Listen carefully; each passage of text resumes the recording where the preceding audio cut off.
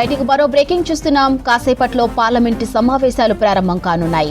December 20 వరకు ఉభయ సభలు కొనసాగనున్నాయి. ఇక భారత రాజ్యాంగం అమల్లోకి వచ్చి 75 ఏళ్లైన సందర్భంగా ఈ నెల 26న పాత పార్లమెంటు భవనంలోని సెంట్రల్ హాల్లో జరిగే ప్రత్యేక కార్యక్రమంలో రాష్ట్రపతి ద్రౌపది ముర్ము ఉభయ సభలను ఉద్దేశించి ప్రసంగిస్తారు. ఇక బీఏసీలో నిర్ణయించిన అంశాల ఆధారంగా మిగిలిన రోజుల్లో సభలు కొనసాగనున్నాయి.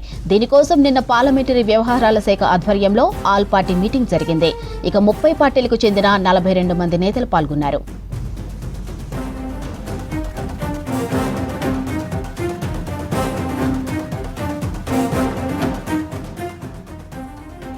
ఇక పార్లమెంటు సమావేశాల్లో కీలక బిల్లులు సభ ముందుకు వచ్చే అవకాశం ఉంది.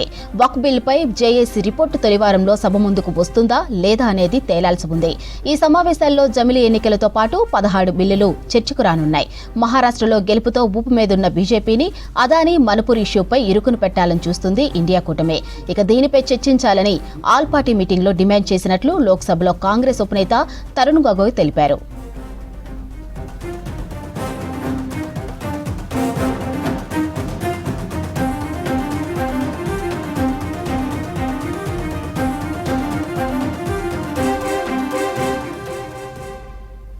కాసేపట్లో పార్లమెంటు సమావేశాలు ప్రారంభం కానున్నాయి. డిసెంబర్ 20 వరకు ఉభయ సభలను కొనసాగనున్నాయి. ఇక భారత రాజ్యాంగం అమల్లోకి వచ్చి 75 ఏళ్లు అయిన సందర్భంగా ఈ నెల 26న పాత పార్లమెంట్ భవనంలోని సెంట్రల్ హాల్లో జరిగే ప్రత్యేక కార్యక్రమంలో రాష్ట్రపతి ద్రౌపది ముర్ము ఉభయ సభలను ఉద్దేశించి ప్రసంగిస్తారు.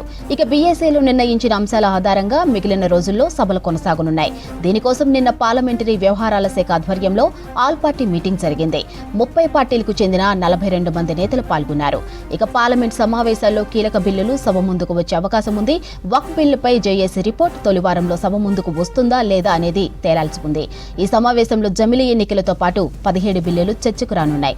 మహారాష్ట్రలో గెలుపుతో ఊపు మీదున్న బీజేపీ అదానీ మణిపూర్ ఇష్యూపై ఇరుకును పెట్టాలని చూస్తుంది ఇండియా కూటమి. ఇక దీనిపై చర్చించాలని ఆల్ పార్టీ మీటింగ్లో డిమాండ్ చేసినట్లు లోక్సభలో కాంగ్రెస్ ఉపనేత తరుణ్ గొగోయ్ తెలిపారు.